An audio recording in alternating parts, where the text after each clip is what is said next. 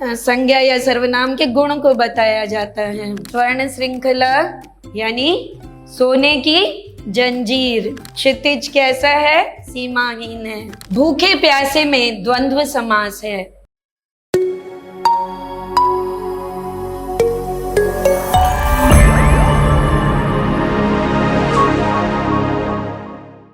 सुप्रभात बच्चों, पिछले दिन हमने कक्षा 7 एनसीईआरटी की पुस्तक वसंत भाग 2 के प्रथम पाठ हम पंछी उन्मुक्त गगन के कुछ प्रश्नों पर चर्चा की।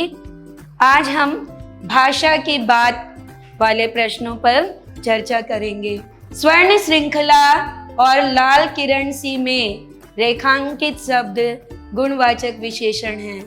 कविता से ढूंढकर इस प्रकार के 3 और उदाहरण लिखिए। इसके लिए हम फिर से एक बार कविता को देखते हैं और हम लिखते हैं। गुणवाचक विशेषण आप जानते हैं कि हम उस विशेषण को कहते हैं जहाँ किसी संज्ञा या सर्वनाम के गुण को बताया जाता है। जैसे यहाँ पर कनक तीलियों है। इस शब्द को हम देखें, कनक तीलियों।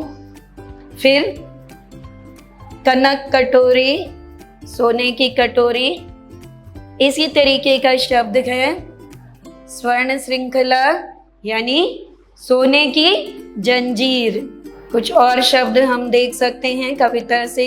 ये देखिए, नीले नभ। नभ यानी आसमान कैसा है? तो वो नीला है। एक रंग को दर्शाया जा रहा है, तो ये भी गुणवाचक विशेषण का एक उदाहरण है। ये शब्द देखिए, सीमाहीन क्षितिज। क्षितिज कैसा है? सीमाहीन है, उसकी कोई सीमा नहीं है, तो इसे भी हम गुणवाचक विशेषण के तौर पर ले सकते हैं।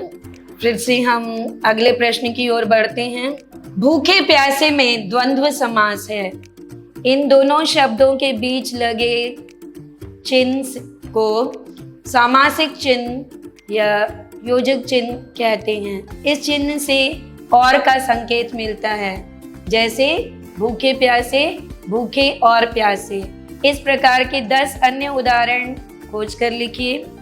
आप बिल्कुल जानते हैं ऐसे उदाहरण, जैसे सुबह और शाम, रात दिन। और मैं यहाँ पे लिख रही हूँ कुछ उदाहरण।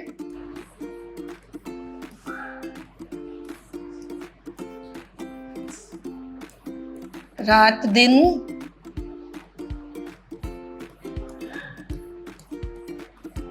सुबह शाम,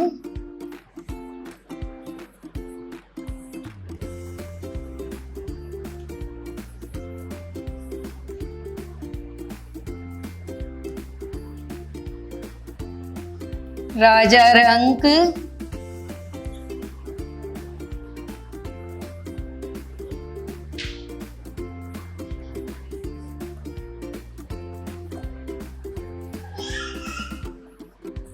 उलट फेर,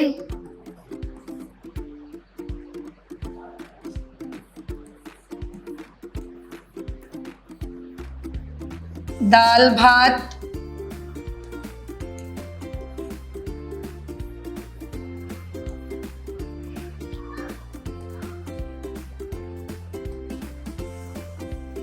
लिट्टी चोखा,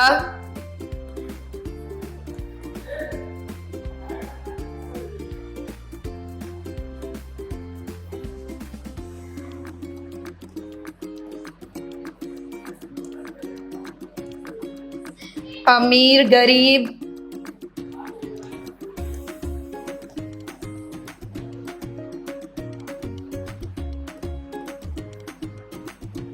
इस तरह के और शब्द कई हैं।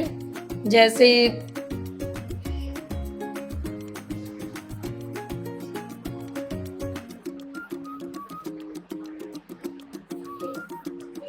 राजा रानी को भी हम ले सकते हैं। यहाँ हमने राजा रंक लिया था, राजा रानी। और एक शब्द हम लेते हैं दीन, दुखी, दीन और दुखी। यहाँ आप देखिए सभी शब्दों के बीच में एक संयोजक चिन्ह लगा हुआ है, और अगर हम इनको ध्यान से देखें तो हर एक में हमें और छिपा हुआ नजर आएगा। रात और दिन, सुबह और शाम, इसी तरह से सभी 10 जो जोड़े हमने बनाए हैं शब्दों के, सब में ये स्थिति है। तो बच्चों हम आगे बढ़ते हैं। तो इन्हीं प्रश्नों के साथ प्रश्न उत्तरों का ये सिलसिला समाप्त होता है, परंतु एक प्रश्न मेरी तरफ से ये है कि अगर आप पक्षी होते तो आप क्या क्या करना पसंद करते, किन परिस्थितियों को स्वीकार करते और किन परिस्थितियों का विरोध करते। तो ये आपके लिए विचारात्मक प्रश्न है। आप इसका उत्तर स्वयं तैयार करें कविता के आधार पर। अगली कक्षा में मैं आपके लिखे हुए उत्तरों को पढ़ूंगी।